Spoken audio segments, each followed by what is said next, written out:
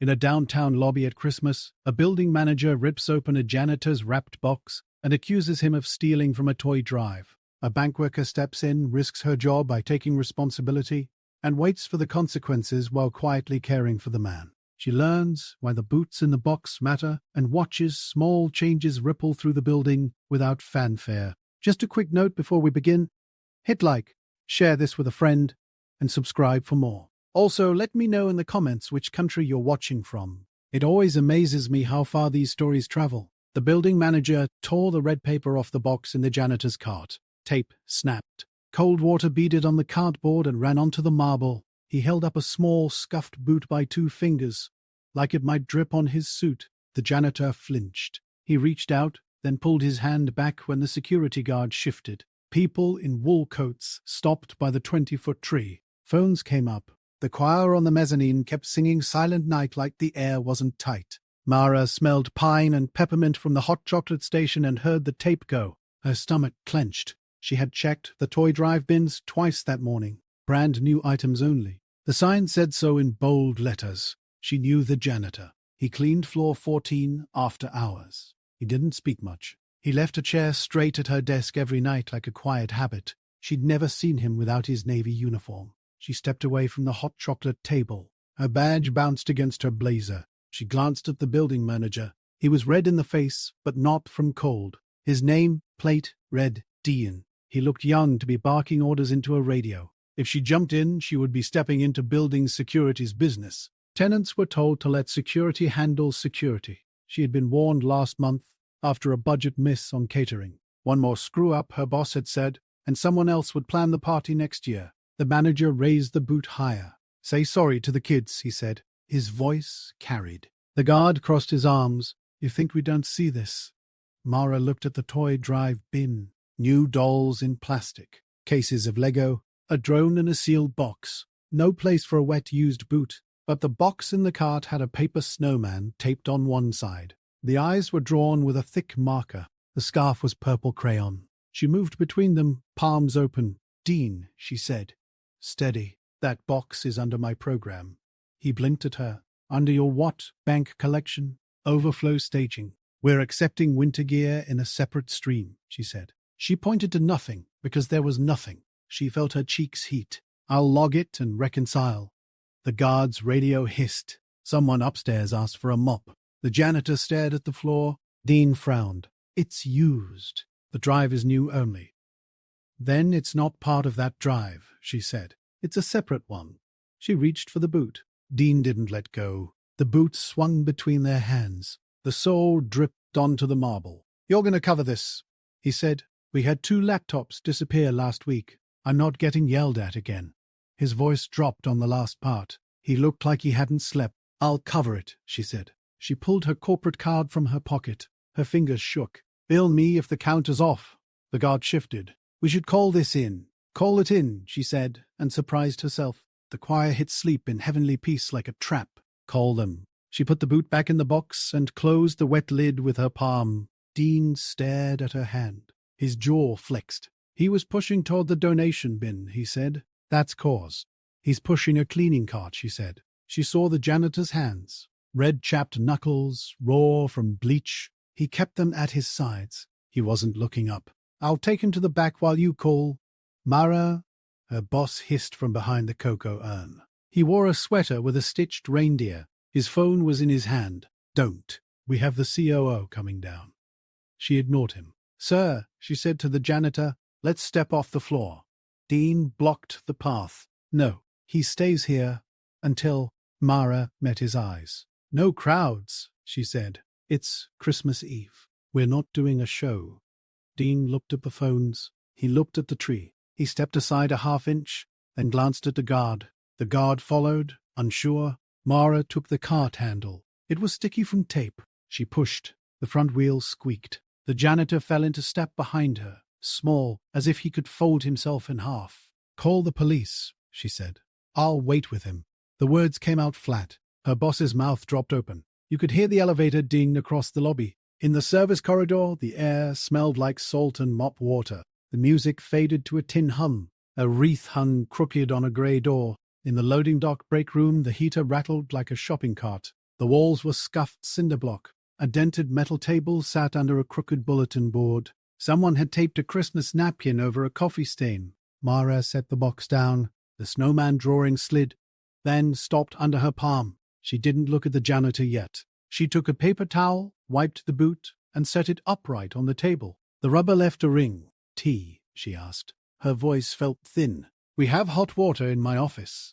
He cleared his throat. "Hot is good," he said, barely. She stepped out, grabbed a stale box of peppermint tea from the cafe stock, and came back. She filled 2 cups from an old metal kettle that was somehow always boiling. Steam fogged the air. The heater kicked and rattled. She wrapped the boot with a dry piece of paper she found in the supply drawer. Old copier paper. She pulled tape from a dispenser with a cracked edge. She smoothed the snowman back on the top. He hadn't sat down. He stood with his hands closed into loose fists, then opened them, then closed them again. "I'm sorry," he said finally. "I didn't touch their bin." The words were careful, like he had practiced them. "I know," she said. She didn't, but she said it. "You don't have to explain to me." He took out his wallet. It was thin, almost empty of bills. He pulled something from a hidden pocket, not money. He laid a folded paper on the table. It was a custody letter with a court seal. The names were small. On top of it, he set a school photo of a girl in a red sweater. She had a gap tooth. Her hair was in 2 puffs. He added a bus transfer, torn with today's date. He took a breath. "She outgrew her boots," he said. "I found these at church. They were wet. I put them by the fan in the supply closet. I was wrapping to make it nice." Mara looked at the snowman again. The eyes were too big. The scarf went off the edge like the kid had run out of space. She pictured small hands pushing down on a marker until the tip squashed. The heater clicked off. The silence made the loading dock louder. A truck beeped in reverse outside. Her phone buzzed with HR's subject line, "Endant in lobby." She didn't open it. She set her phone face down on the table. The screen lit up her palm for a second through the skin. She slid the paper back to him. "Keep that safe," she said. She pushed the wrapped box toward him. "We'll walk out together." He shook his head. "I work tonight." "We'll walk to the security desk," she said. "So you don't walk alone back onto the floor." He nodded. He sat for the first time. The chair scraped. He warmed his hands on the tea, like he might take a little heat into his bones. Footsteps sounded in the hall. The guard poked his head in. He looked different without the crowd. Younger. "Dean's on the phone," he said. "They're angry. They want to write you up." "Okay," she said. The word felt like a stone. "Is he pressing charges?" "He says we can't prove intent," the guard said. He looked at the box, then the snowman drawing. His voice dipped. We've had stuff go missing?" He didn't finish. "I know," she said. "I'll take the hits." The guard shifted his weight. "He wants your badge until they sort it." She unclipped her badge. It left a tiny indent on her shirt. She set it on the table next to the tea. It looked smaller without the lanyard. The guard's radio crackled, then died. He looked at the janitor. "You okay?" he asked. The janitor nodded once. He kept his eyes on the rewrapped box. The guard left without more words. The heater came back on, a little less loud. Mara took a fresh pair of wool socks from a bag of staff donations under the table. Not for the drive, just extras. She set them by the box. "For her," she said. He stared at them. "Therefore, they fit kids 8 to 10, she said. "They'll shrink in the dryer." His eyes filled and cleared. No spill, just a wet shine. He tucked the socks into the box like they belonged there from the start. They sat until her tea went cold. They listened to trucks and watched the light shift under the door as the day thinned. She walked him back to the corridor. They moved slow, no rush. The wreath on the grey door still hung wrong. She straightened it without thinking. At the desk, Dean stood with arms folded. A woman from Building HR stood by the wall with a folder. The choir had stopped. The lobby was quieter, like snow had fallen without the snow. "You're suspended from tenant event duties until we review," the HR woman said to Mara. Her voice was even practiced. "We'll email." "Okay," Mara said. "I don't have my badge." The HR woman nodded, like that was normal. "Security will escort you upstairs to gather your things." Dean's eyes flicked to the box. He didn't reach for it this time. He looked at the floor, then at the janitor. "You can't store personal items in the supply closets," he said. It sounded less like a rule and more like a thing he was supposed to say. "Fix the locker on B2, Mara said. She kept her tone level. "The bottom latch is broken." He blinked. "I'll put in a ticket," he said. He sounded tired. The word ticket hung between them like a bridge made of paper. The guard took 2 steps back, giving space. People looked, then looked away. They let the janitor go back to his cart. He kept the box like it might blow away. He pushed off toward the service elevator without lifting his eyes. Mara rode up with the guard. He didn't speak. He held the elevator for her at floor 14. She packed her desk into a paper bag, a tin of cookies, a cheap string of battery lights, an extra pair of gloves. Her boss didn't stop by. He texted, "We'll talk." She turned the lights off herself. On her way down, she passed the tree again. The toy drive bin was now roped off like an exhibit. A new sign leaned against it.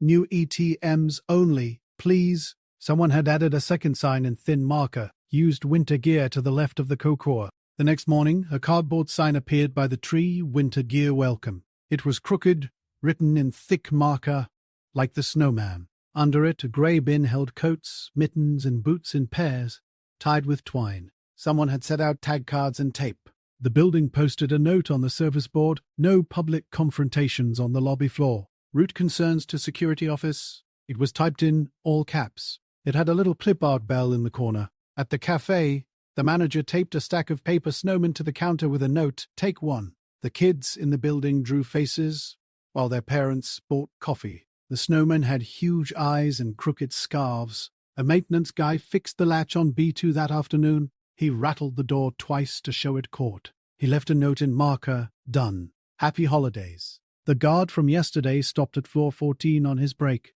He held 2 knit hats. "Left over from Lost and Found," he said. He didn't look at her eyes long. "If you see anyone." An email went out from the building a day later. "Due to tenant feedback, the lobby will host a gift wrapping table for used and new items. Volunteers needed. Shifts listed. No fanfare. Just a table with blunt scissors and tape that always ran out." Dean came by the break room while Mara filled a kettle on a different day. He stood in the doorway like it bit. "About the other day," he said. He rubbed his thumb against his ring finger. "I had people on me. It got messy." "Okay," she said. She wasn't going to make it easier or worse. She just wasn't going to leave it with nothing. He nodded. He absorbed the okay like a clean towel on a spill. "I put in those bin signs," he said, almost under his breath. "Wasn't me, but I checked them.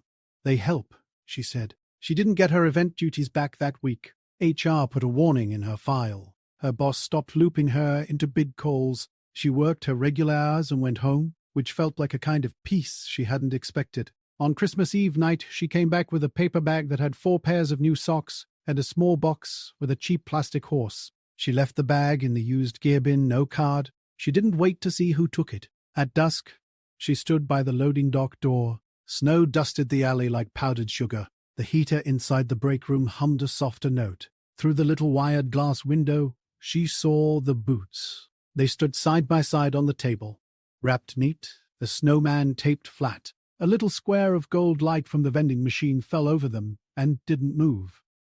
She thought about lines and how you don't see them until you're already on the far side. Her hands were cold evening gloves. Across the alley, a string of white LEDs blinked on and off in a slow pulse against a wet brick wall. She watched them for a minute, then for one more, until the pattern sank in and steadied her breathing.